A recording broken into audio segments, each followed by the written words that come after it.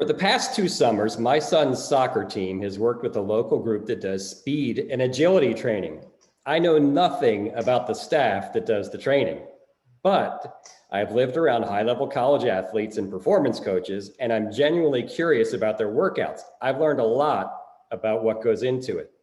So because of that, I know one size doesn't fit all. And I had concerns about my son just being placed in a large group training with trainers that I don't really know. From my point of view, I think you need to screen a kid and get a feel for how they move and where their deficiencies are before you really start training them. So I wasn't thrilled about the large group training. In the summer off season, I want to know who's training my son, what methods they're using, and I want it to be appropriate for him and his deficiencies. Does that make me a bad parent? I don't think so. I think it's because I'm an educated parent. My guest today might be able to help me answer that. Rick Howard formed the National Strength and Conditioning Association's Youth Special Interest Group. He has presented on youth fitness topics around our country and around the world. Coach Howard, welcome to the Youth Sports Experience. Mark, thank you so much for having me. I appreciate the opportunity to have a conversation about my favorite topic. Yeah, I really look forward to learning from you because to me, this is still, as far as I know, a bit of a frontier, training kids. And before we dive into that, tell me a little bit about your background and how you ended up as someone who trains kids.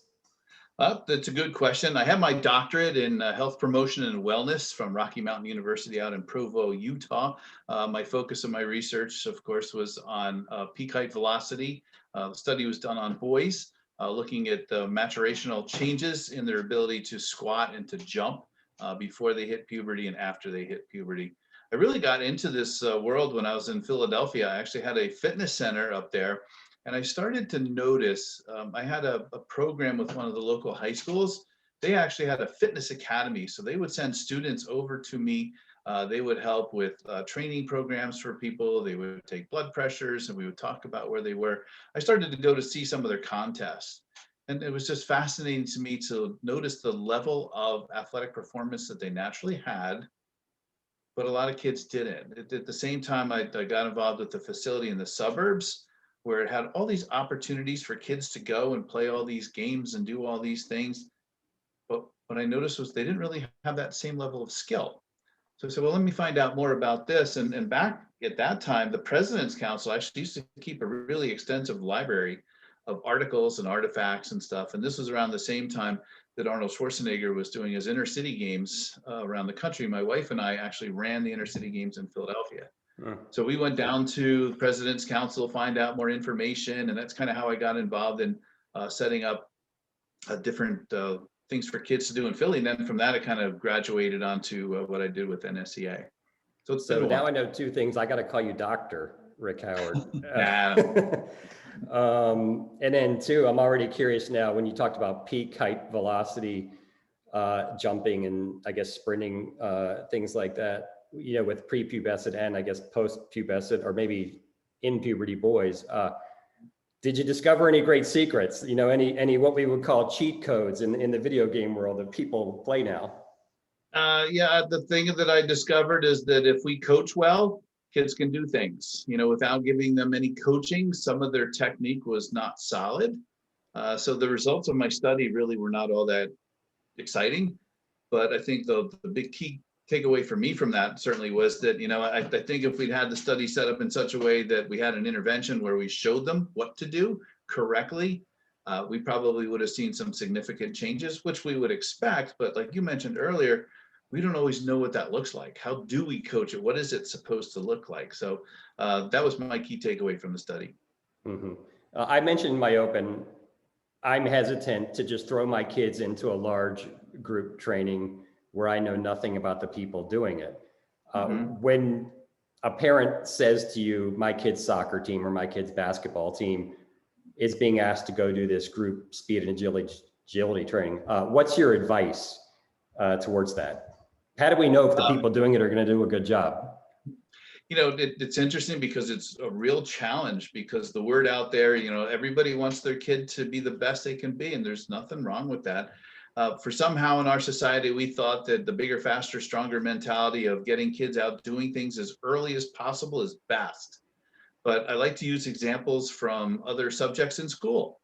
So all of a sudden, if you found that your son or daughter could add pretty well, would all of a sudden you sign them up for calculus? No, you wouldn't even think of doing that. But in the sports environment, that's exactly what we do. So we don't even know if they have the fundamental motor skills, the growth and maturity needed, the strength that they need in order to express speed, agility, power, all of these things at what age. So just to throw them into a speed agility camp doesn't necessarily it's going to be the most appropriate for them at that age. The nice part about it is most programs work for most kids as long as they don't do anything dangerous. But that's really the caveat. And do you really need to be spending money on a program when your kids are going to get better just because they get older and bigger? Right, right. From reading your bio and a little bit about you, you're a proponent of what's called long-term athlete development, right? Correct. I don't think most Americans really know what that is, but when you read about it, it seems to make some sense. Where does the awareness level in this country about it? Well, I'm hoping that after the current Olympics are over, people will start to reframe how we think about athletes and elite competition and really what's the purpose and what do we want to get out of that participation. And, from a society, we should be looking at it that our long-term gains should be cradle to grave, not just as the elite competitor that kind of gets, used by society in some manners of speaking, not always, but what's the real purpose? Why do we want our kids to be involved in sports in the first place? So the long-term approach really shows us, sports is an excellent vehicle to get kids in shape, to teach them valuable life lessons, to show them how to get along with others, and hopefully to get them excited about being physically active for the rest of their lives. But what we see in sports too often is that athletes at the end of their career, there was an unusual but interesting study done by the National Athletic Trainers Association a number of years ago. They looked at Division I athletes post graduation and then 1 year later.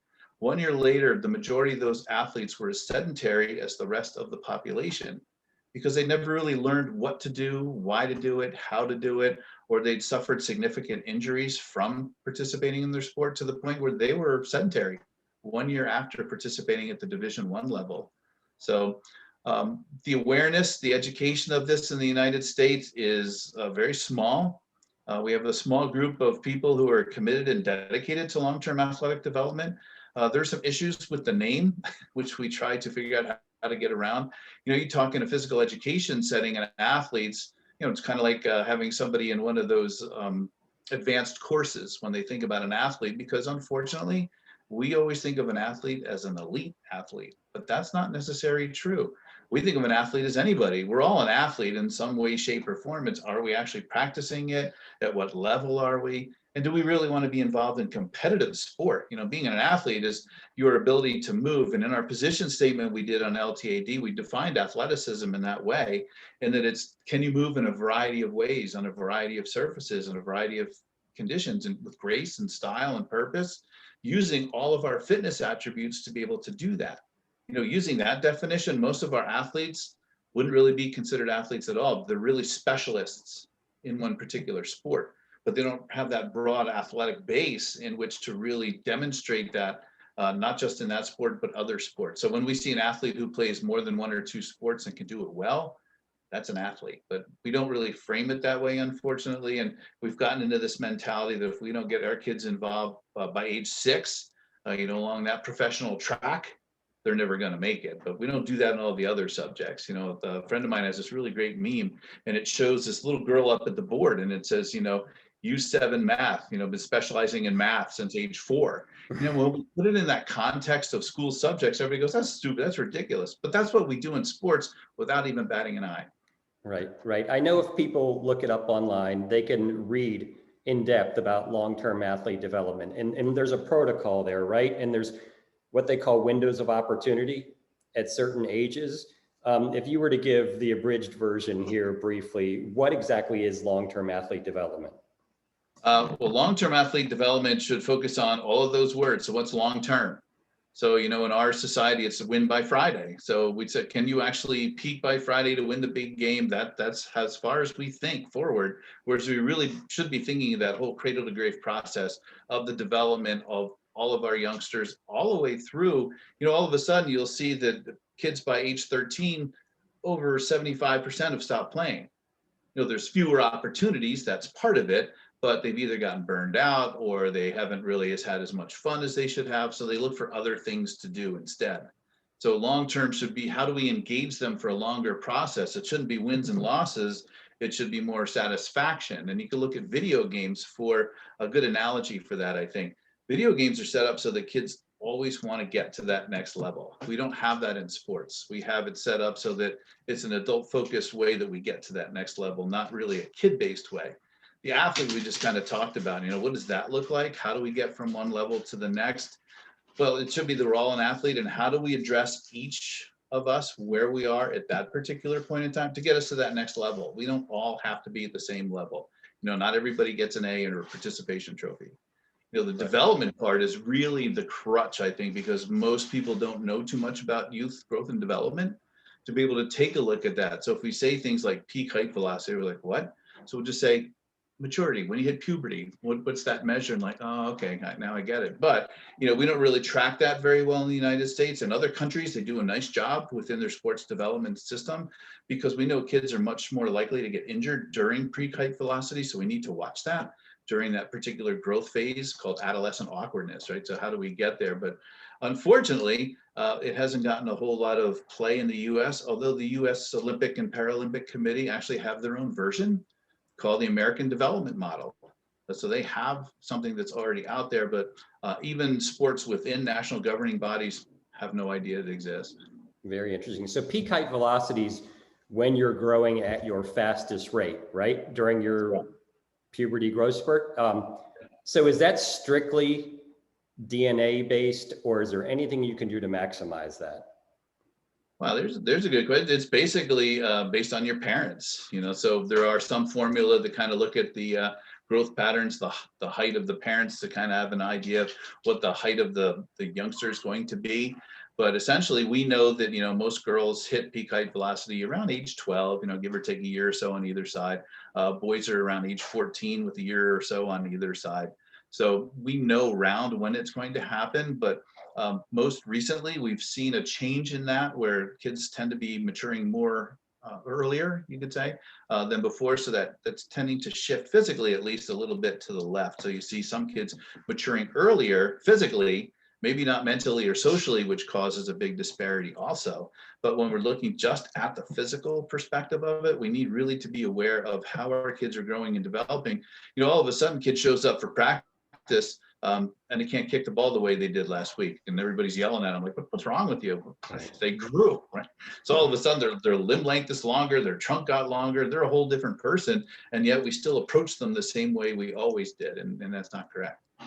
Is there anything that you can do as a parent or as the kid, him or herself, when that phase hits to minimize that awkwardness, that clumsiness?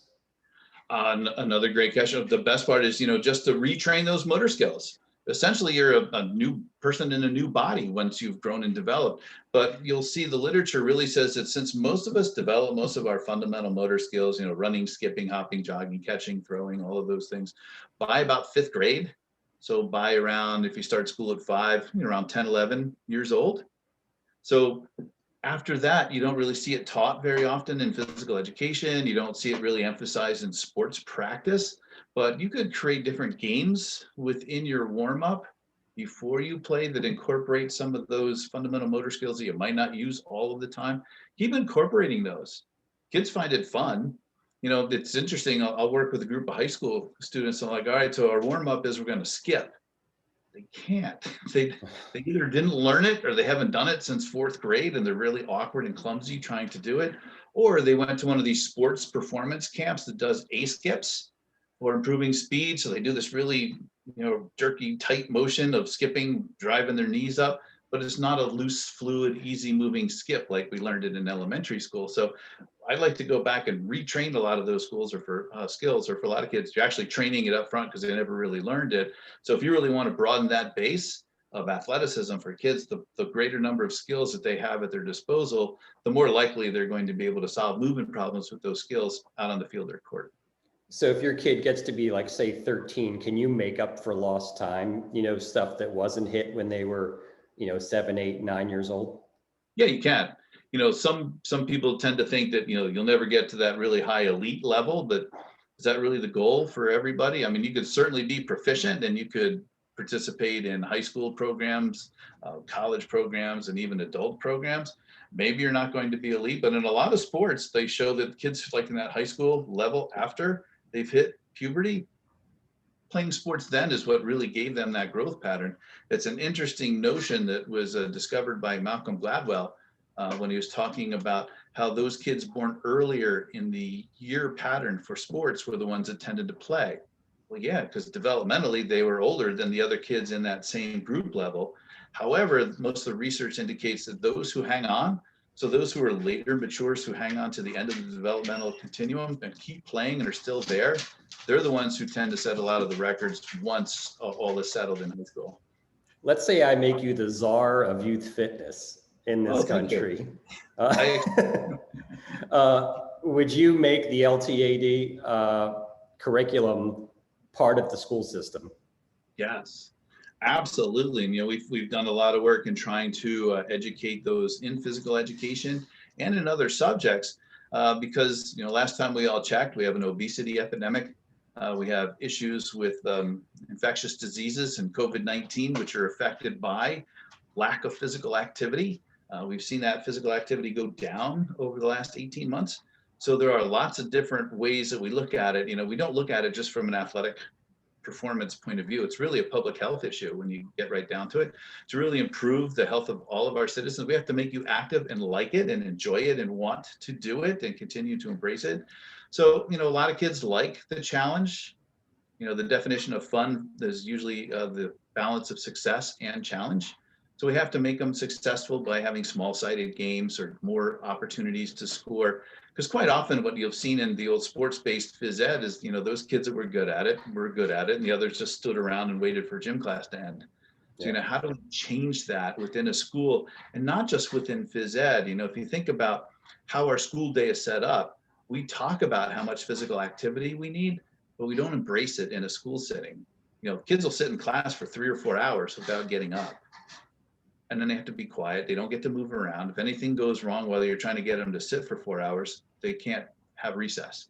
They stand on a line, right? So they've lost that opportunity. They have their recess right after lunch. So right after you finish eating your big meal of the day, you go out and run. And now a lot of schools have limited what you can do at recess. So a lot of schools won't allow you to use the playground ball, for example. You might get hit, you might get hurt. So they've really limited the access for what kind of movement you can get then.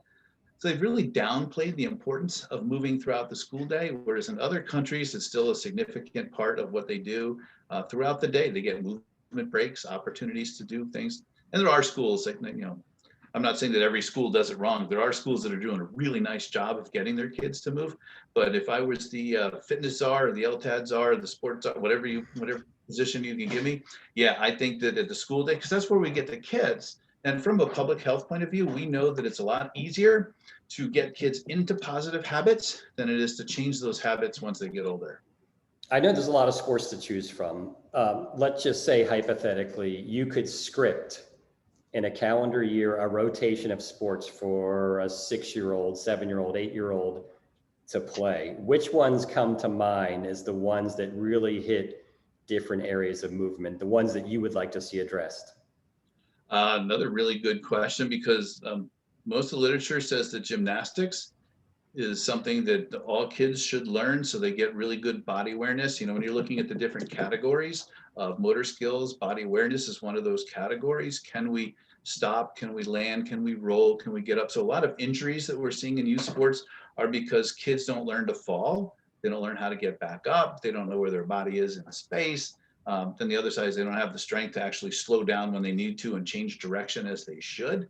So gymnastics, I think, or at least the skills within gymnastics, but I would approach sports for that age group more like field day. So it wouldn't actually be, all right, so, from September to, why do we follow the same seasons that the pro leagues follow? First of all, in a lot of our big cities, you're landlocked. You don't have any space to do it. So where are you going to go do this? The younger kids never get the opportunity because there's no space to try it out. So why don't you make it more like field day? So we're really trying to work on skills. So why not show everybody how to throw different size balls to different size targets? Then can you do it moving? Can you then replicate it in certain sports situations? And then you slowly build on that. Kind of you scaffold everything in your curriculum in school. That you don't all of a sudden, start off writing wonderful mathematical problems. You have to start at the beginning by solving addition problems, subtraction problems. We need to go back and do that more in movement so that kids can be successful, because we always want to start off with a success. So, not everybody can throw and hit a target. I still do personal training with adults, and, I get that light medicine ball out and say, all right, let's do that med ball pass. They look at me like, please don't throw that ball at me, because they never really learned to catch it as youngsters. So I think we would figure out a way to make it fun. And then you could have competitions and festivals of different skills in different ways, but it doesn't have to be the U6 baseball championship, with uniforms. I saw last weekend, as I was driving down the street, a car wash, and there's 7 girls and the coach written on the back of a shirt. I'm like, what are they raising money for? It's usually to travel. Right. Or to get uniforms. To go to a tournament, yeah. To go to a tournament. So it's not really to improve the sport that they're playing. It's not so that they could bring somebody in to help them with movement skills, or to figure out how do you get more girls to be able to be on the team for the program. It's to go somewhere. So it goes back into our tourism economy. Hotels, all that kind of stuff are really making the money. It's like, I think $26 billion industry youth sports is right now. But it doesn't go into coaches' salaries. Most coaches are still volunteers. It's going into the pockets of wherever they travel. So how do we take that and really bring it back to the boots on the ground, grassroots level, so the kids really get the development? Phys ed is a huge part of that. Can they get it in phys ed, and then can that carry over after school or before school and during the summer? You touched on something in the first part of your answer. You mentioned, changing direction. I've watched a lot of youth sports at this point. I got 2 boys, and there's a lot of things that give kids advantages, but specifically I've seen kids that can change direction, that can move laterally, and that have the ability to decelerate quickly. Yep. It's a huge advantage. And there's a lot of kids that just can't do it. Is that really trainable, or is that just genetic? It is trainable, especially pre-puberty. That's a highly trainable aspect. And I'm so glad you brought that up, because I've noticed this summer, I'm past the age of having young kids to watch and go see their experience. But the park where I walk my dogs, I see parents either working individually with their kids or coaches working with their kids.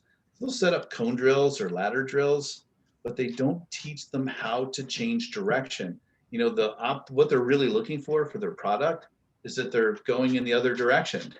They don't look to see, did they plant correctly? Were they leaning back into the direction they're going? Were they starting to focus their eyes in that direction? So all of those pieces of actually changing direction, they're not teaching them. They're just saying, well, they went that way and they came back in this direction, so they must have done it.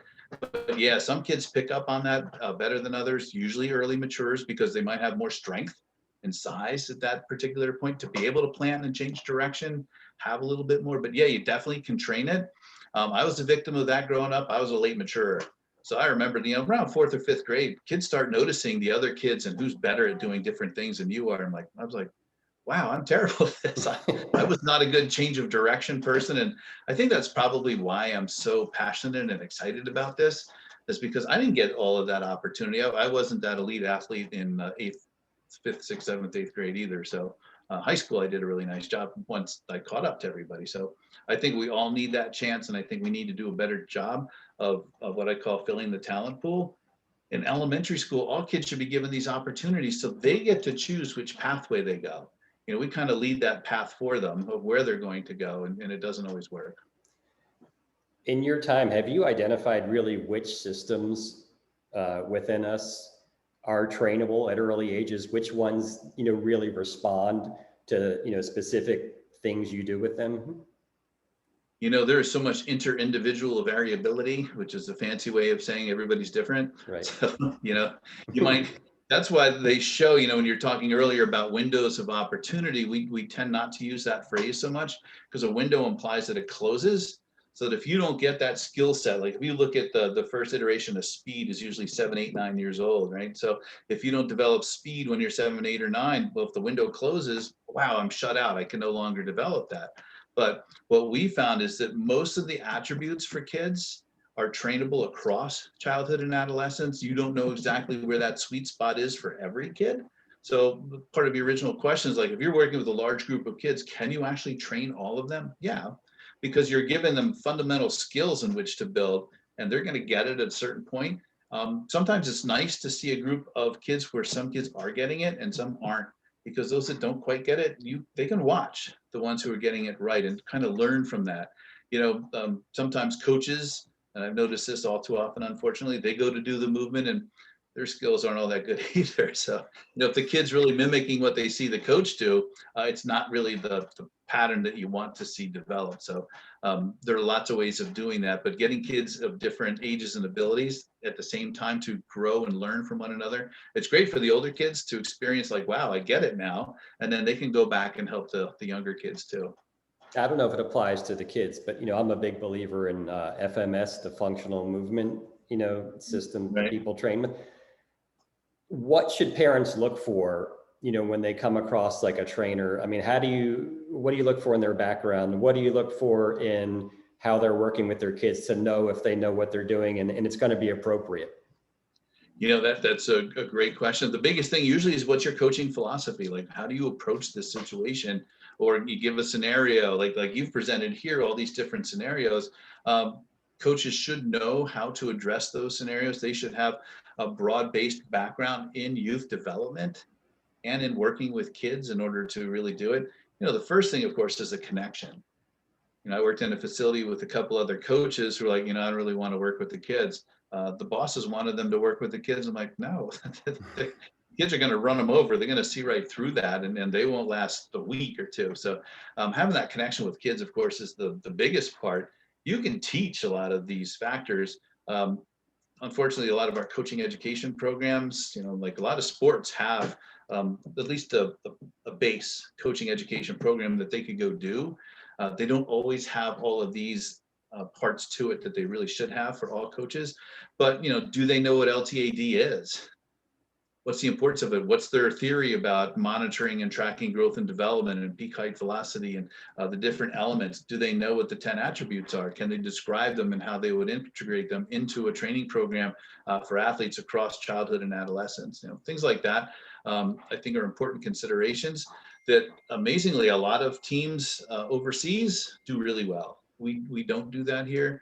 We don't even track and monitor height and growth or any of those things. So parents could certainly step up and do that and have that indication, because the coaches sometimes change too as kids go through a program.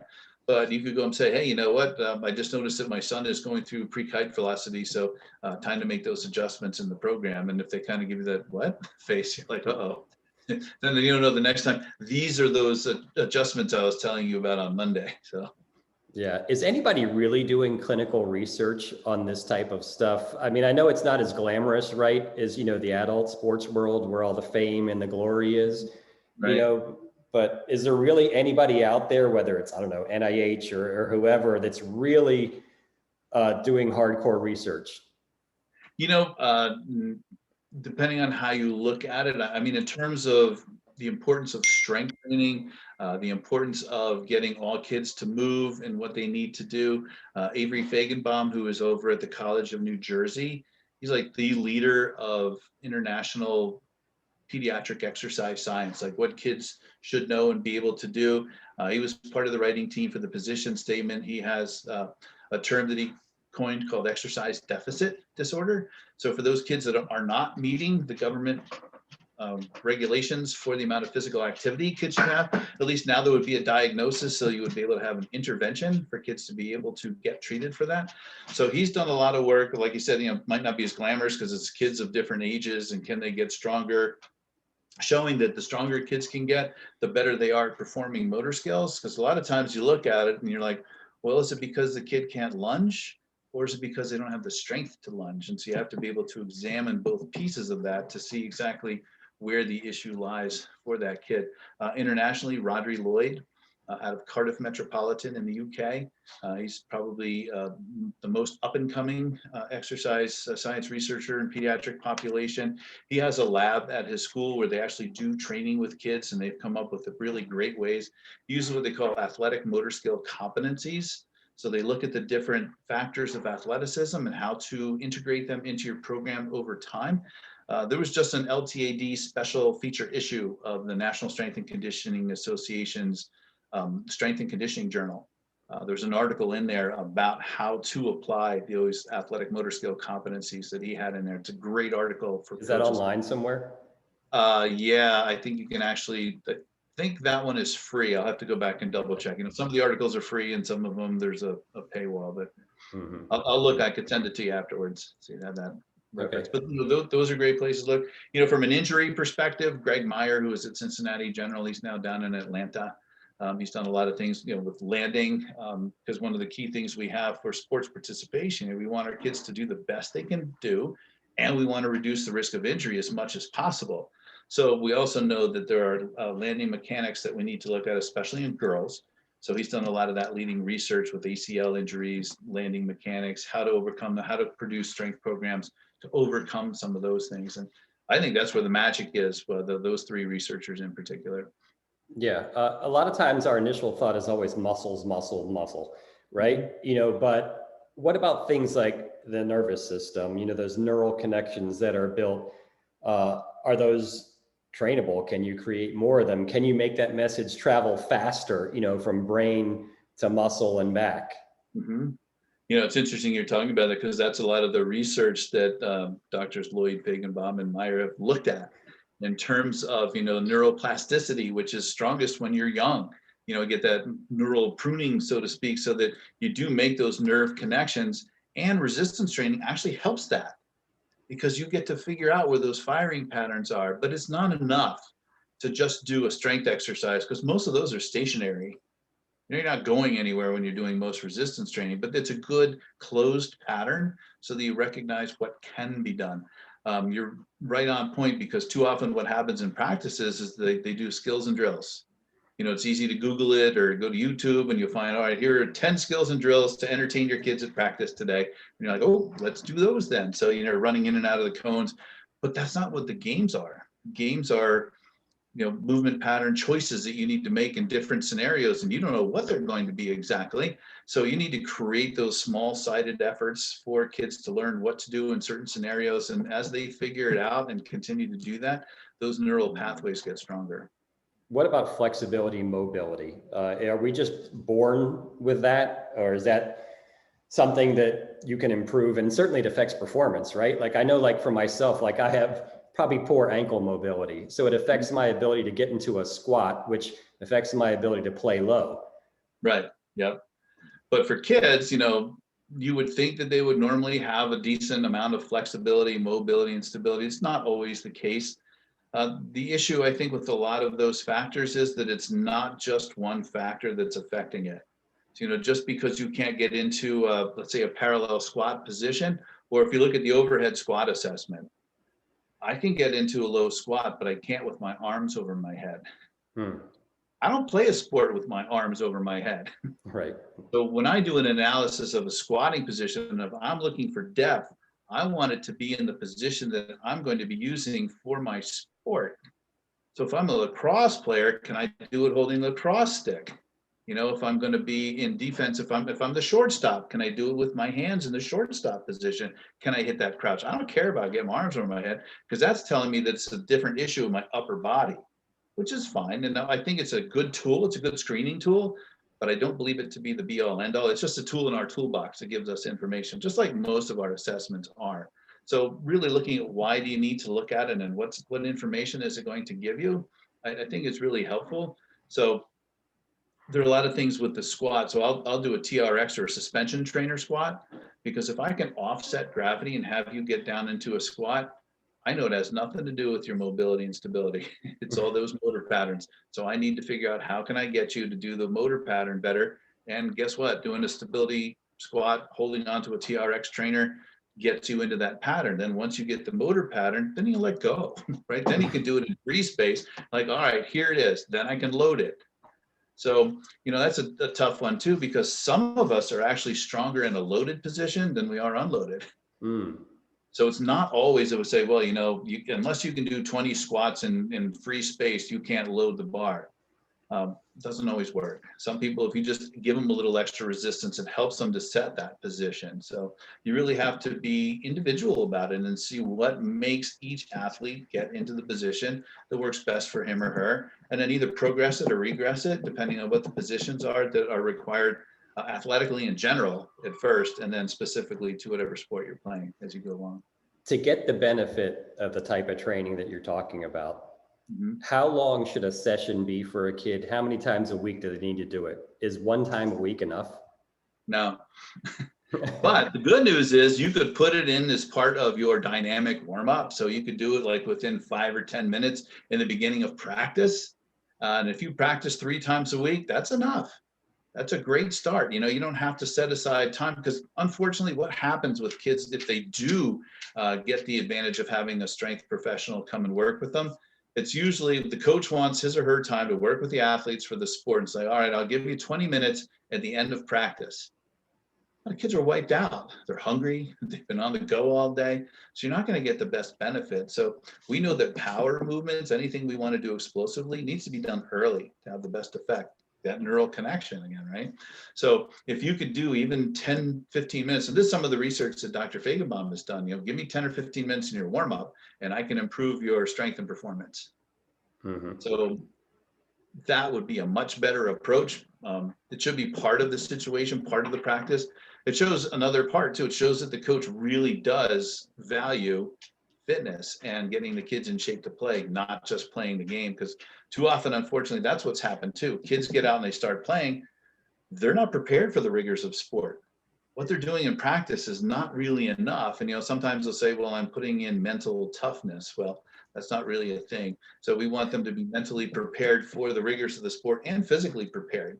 And just running them into the ground isn't the best way to do that. Right. One of my sons, he plays basketball, he plays soccer, he's done a little bit of tennis. We do some swim lessons. Let's say he's 13. He's probably on the beginning part of puberty.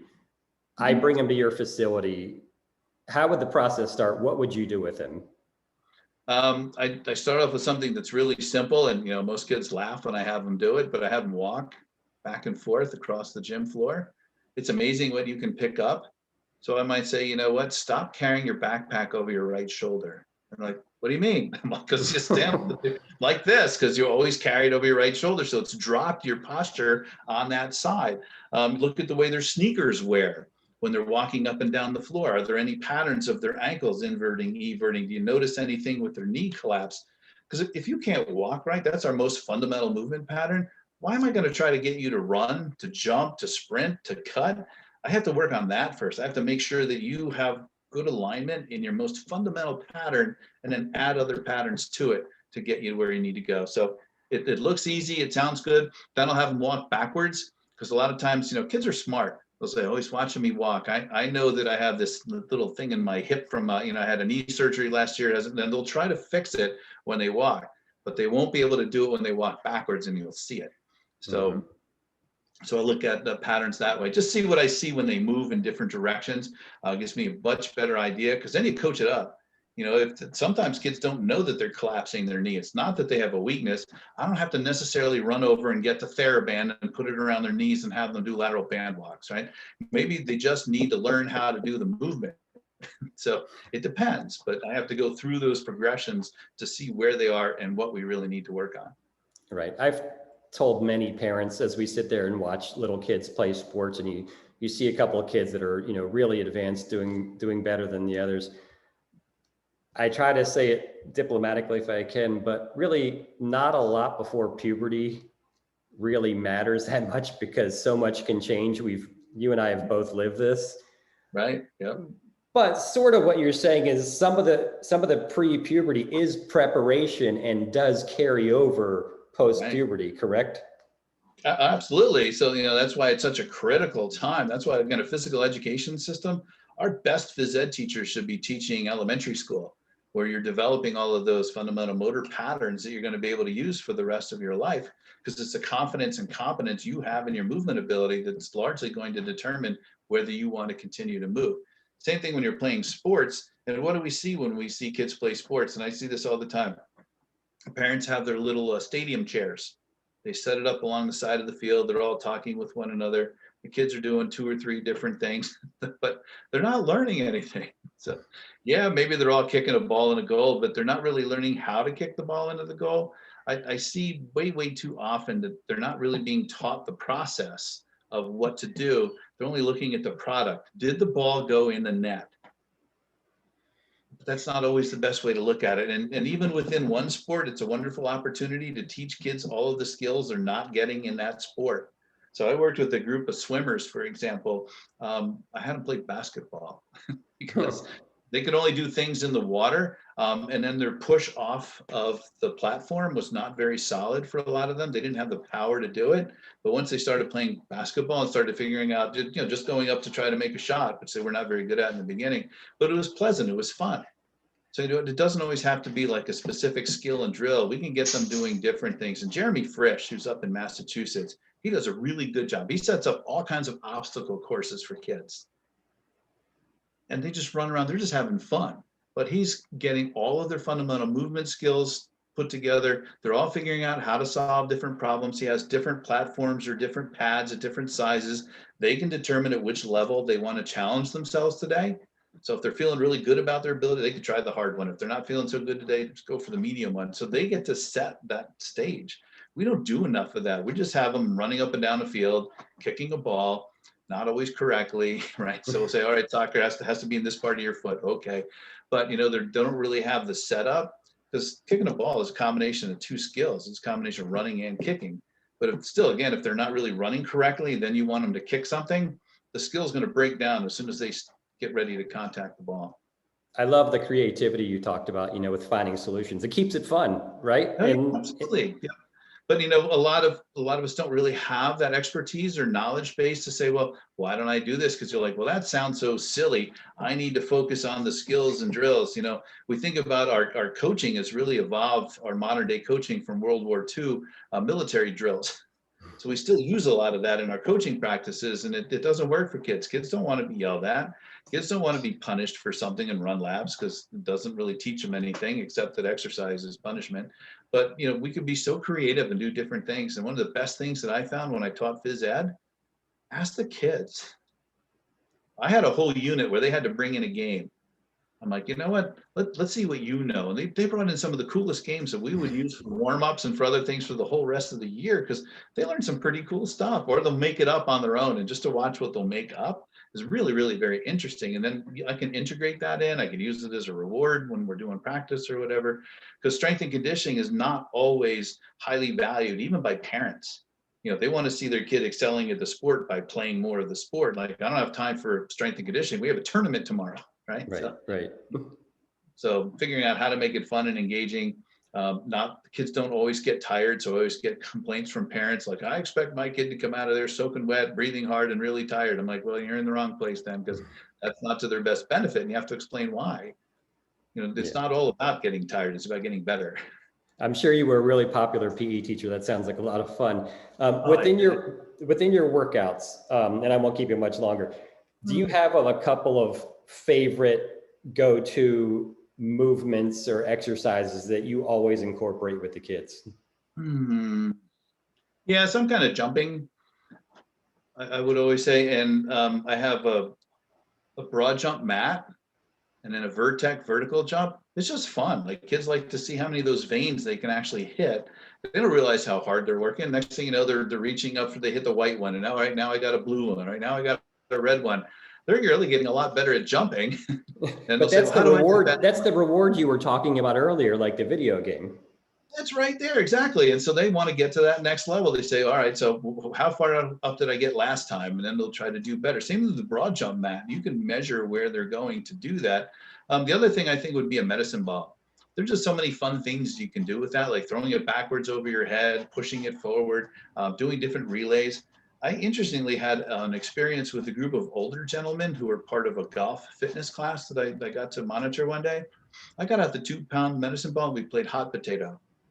You never saw 75-year-olds who were so competitive trying to get that medicine ball to somebody else without dropping it. It was really funny to watch. I'm like, you know what? Kids of all ages should have the opportunity to do that, because look at how exercise is for adults. It's pretty boring for most of us. All right, I got to do the leg press, then the leg extension. So they kind of go in the same order. I'm like, man, I've been doing that for 30 years. So I'm a competitive strongman now because that was new, fresh, and exciting for me, a whole different way of lifting. So I don't necessarily impose that on kids, but carries are great because it helps really great with core stability. Can I have them carry something down one way, carry it back? One time, I'll just finish with the one story here. We have a tire that's maybe 100 pounds. It's really, really light. So I was going to have them flip it. Two of them grabbed onto the tire and then two of them grabbed onto the other side, and they created a multi-directional tug of war. I would have never thought to create this game, but tug of war is always in one plane. It's always moving forward and back, right? They had the line, but they pulled each other in all different directions, trying to get them over the line. They were going for like 9 minutes and they wouldn't let go. Wow. It wasn't until they finally, and they just kept, I'm like, wow, how great is this for their focus, their concentration, moving in different directions. I'm like, wow, I look like a genius for creating this game. So different things like that. You're not allowed to play dodgeball in physical education in most states. Can't use kids as human targets. I found different ways around that. Kids have created different ways of doing that so they can learn to throw, to dodge, to catch, and then different ways. You don't sit out if you miss. Once somebody on your team catches the ball, somebody on your team gets to come back in. So it's exhausting. It's like a 20-minute game if you play it that way. And kids learn and they practice and it's okay and it's fun. So we just have to figure out more ways to be creative to do that for kids. Dr. Rick Howard, I can't thank you enough for your time, man. Where can people find you online? Where can they look you up to get more information? Actually, I made all of my ats the same. So it's RI Howard 41. So you can find me on Facebook or Instagram or Twitter or LinkedIn. That's my Gmail. So if you want to email me something, it's rihoward41@gmail.com. So always look forward to conversations, learning what other people do and what struggles you have, what successes you've had too, because we all learn from one another. I've learned here today too. Absolutely. Thanks, Coach. I really appreciate it. Hey, thank you. Appreciate you having me on. All right, man. Have a good one. You too. Bye now.